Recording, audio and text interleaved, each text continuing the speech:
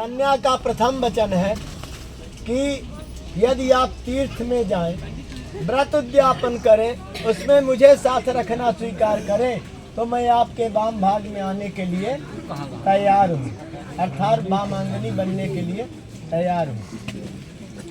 अब कन्या दूसरी कूरी पर पांव रखती है और वहाँ पर जो है मिला दे वो कलश में चढ़ा दे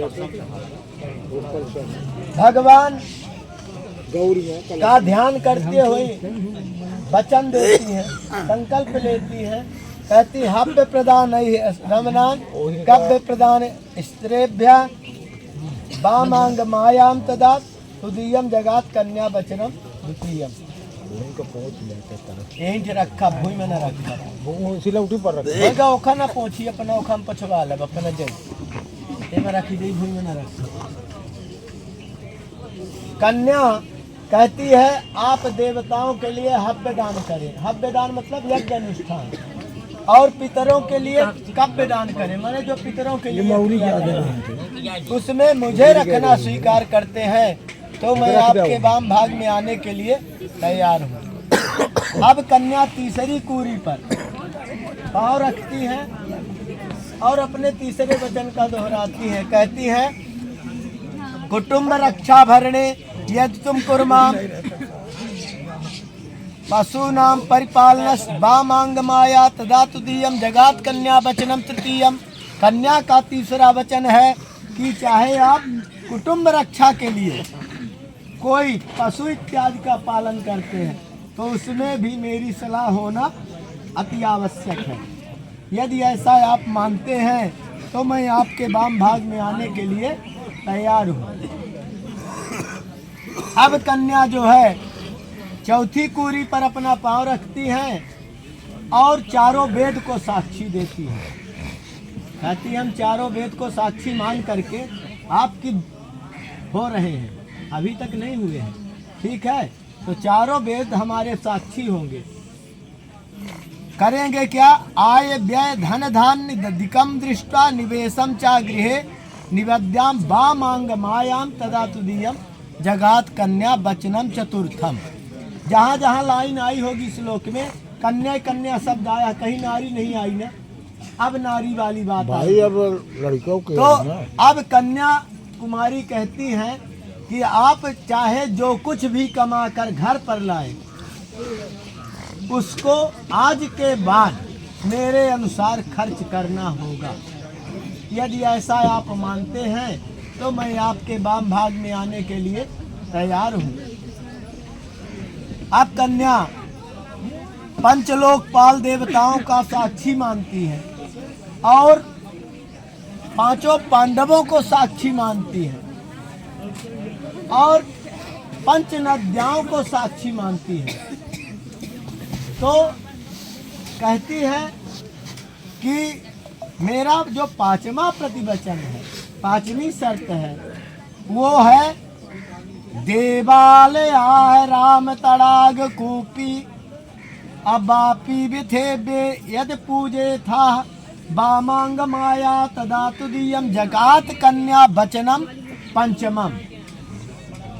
पांचवा हमारा जो वचन है, ठीक है ना, कैकेयी के दून वचन में परलय हो गई क्या, अहिया 7 वचन लगे हैं, ठीक है ना, तो ध्यान रखे के पूरे लाइफ दून वचन में राम जी के न्यारा द्वारा कई दिन है रही। तो पांचवा वचन क्या है कन्या का? कहती चाहे आप मंदिर बनवाएं, देवालय, बाग बगीचा लगवाएं, तालाब पोखरी का निर्माण करवाएं, उसमें मुझे साथ रखना स्वीकार करते हैं तो मैं आपके वाम भाग में आने के लिए तैयार हूँ। आजकल बड़ा सिस्टम अच्छा हो गया टेक्नोलॉजी में। बर जी परदेश में है तो वीडियो कॉल से उनका पूजा पाठ कर लेना, लेकिन रखना साथ है, ठीक है, काम वाले महीने में बाहर रहेंगे। अब भगवान कहते हैं जो देवी स्वरूपा हमारी 6 देवियां हैं, ठीक है ना, खड़ आनंद मुख है, ठीक है ना, 6 मुख वाले हमारे भगवान, इनको जो है साक्षी मान करके और जो है खष्टी महारानी का साक्षी मान करके छठवां वचन अपना दोहराती है। क्या कहती है कि देशांतरेवा, हर एक मिनट के वो काम है, शादी हो या आगे। देशांतरेवा स्वापुरांतरेवा, देशांतरे मतलब अपने भारत देश में, ठीक है ना, इंडिया में, और पुरांतर कहा गया है संस्कृत में दूसरे देश में, शिकागो में चले जाएं चाहे अमेरिका में चले जाएं, ठीक है ना।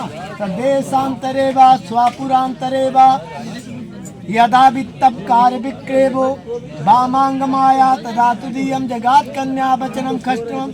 चाहे आप देश में रहें अथवा परदेश में रहें, कोई भी व्यापारिक वस्तु का लेन देन करते हैं, खरीदते हैं अथवा बेचते हैं, उसमें मेरी सलाह मांगते हैं तो मैं आपके वाम भाग में आने के लिए तैयार हूँ। अब बहुत महत्वपूर्ण वचन है।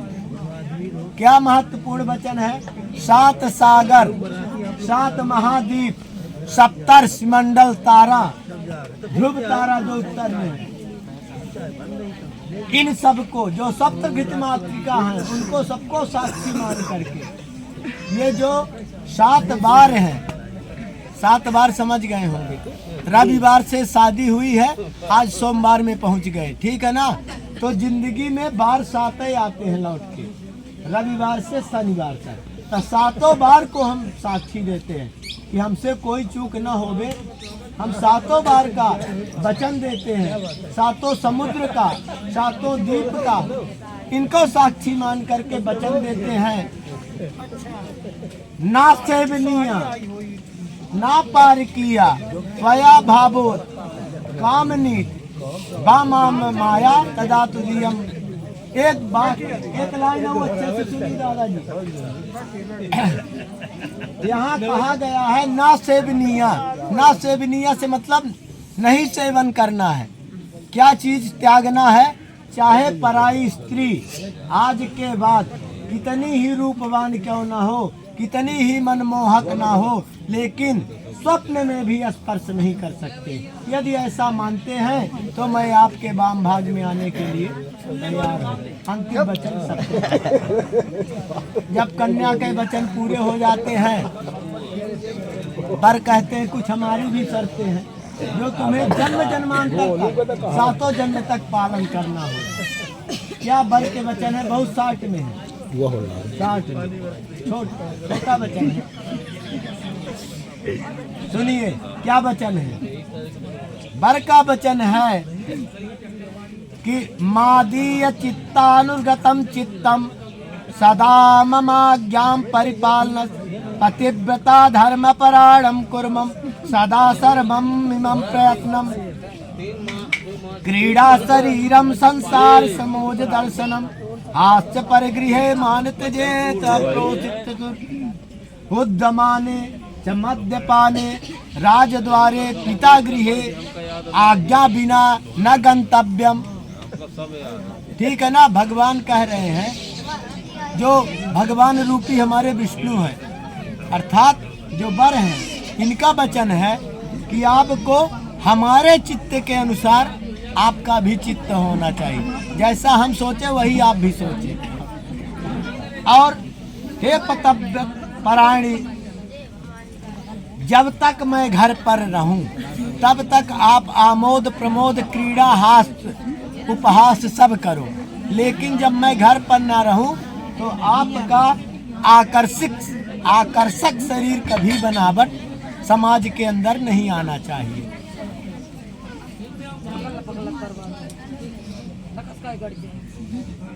उद्यमान से मतलब है यहाँ अंधकार से, लेकिन संस्कृत में उद्यमान कहा गया है उद्यान का, बगीचा का। ठीक है ना। तो अकेले आपको बगीचे में अर्थात अंधकार में नहीं जाना है। ठीक है। मद्यपाने, जहाँ 4 लोग बैठ करके मदिरा का पान करते हैं, उनकी समाज में आपको आज से नहीं खड़ा होना, क्योंकि उनके मन में कब क्या बात आ जाए और वो कब बक के आपको भी अपमानित होना पड़े और उनको भी अपमानित होना पड़े। राजद्वारे मतलब राजा के घर आपको अकेले नहीं जाना है। पिता गृह, पिता के घर भी आज से अकेले नहीं जाना है। बिना बोला है। आज्ञा बिना न कर्तव्यम, चाहे उनके यहाँ सामाजिक उत्सव क्या ना हो, लेकिन बिना बुलाए आज से नहीं जाना है। लेकिन अब डैडी जी के फोन आ गया 4 बजे भोर में, अब आज्ञा लेने का टाइम नहीं कहा। बैठे कार में चले आए, राम जी की कृपा है। बोले राजा रामचंद्र की, शंकर भगवान की। पार्वती चली गई रही।